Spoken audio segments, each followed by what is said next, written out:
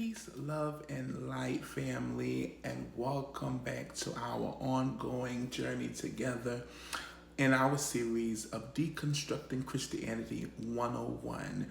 And this is part number 21 of our series.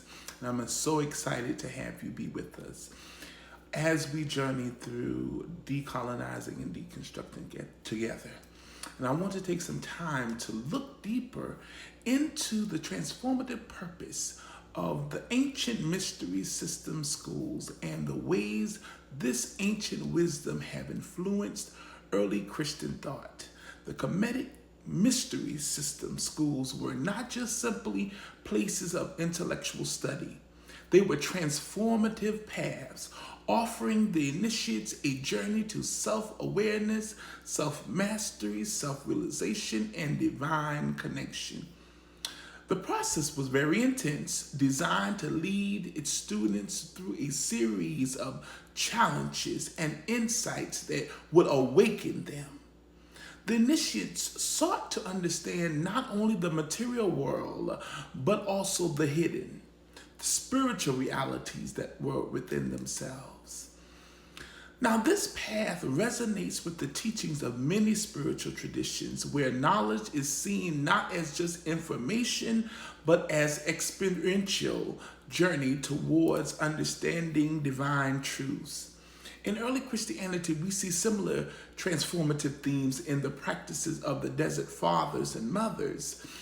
Early Christian mystics who withdrew from society to pursue inner wisdom and divine communication.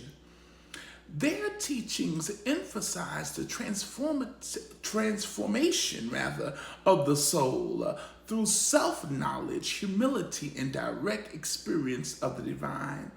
One of the core principles of the mystery schools was the knowledge or the phrase, know thyself, which is a powerful phrase.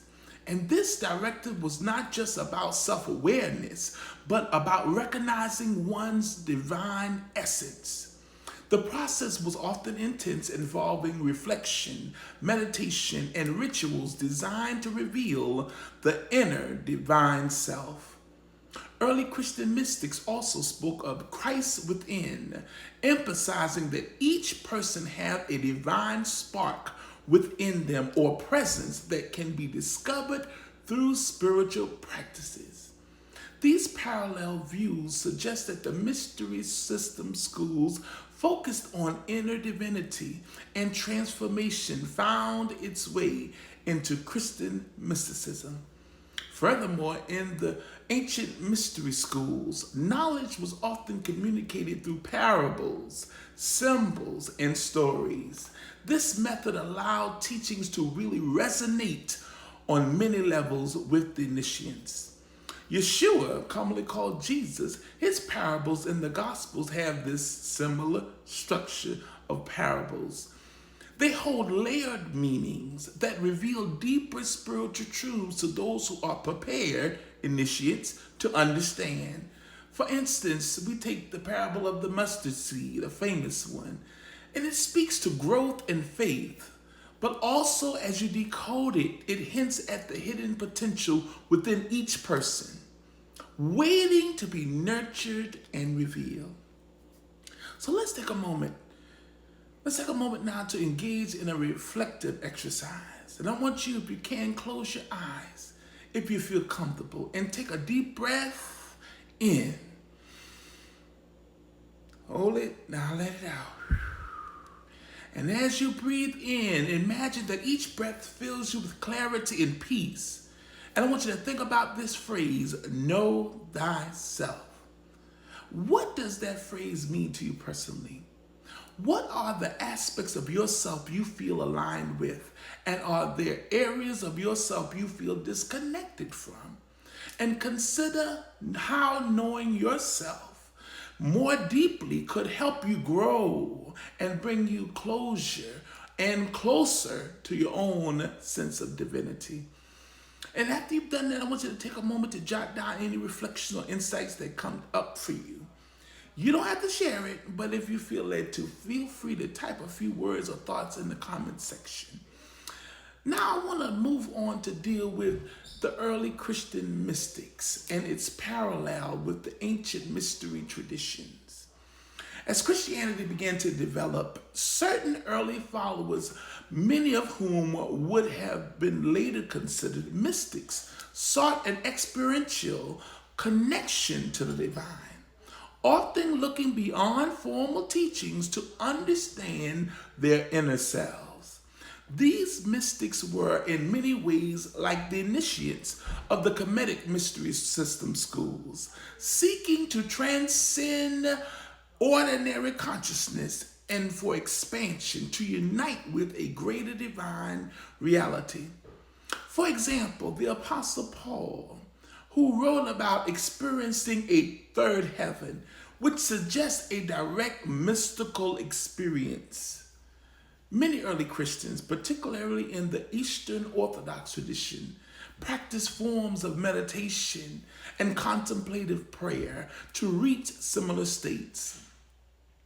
These mystics spoke about a theosis or divination, which means becoming more like God. This process of becoming aligned with divine qualities echoes the Kemetic mystery system school's goals, where initiates aim to become more like the divine through inner work, not the exterior, but the inner work. We can see how these mystical traditions preserve the essence of the ancient mystery system schools by focusing on the direct experience of the divine.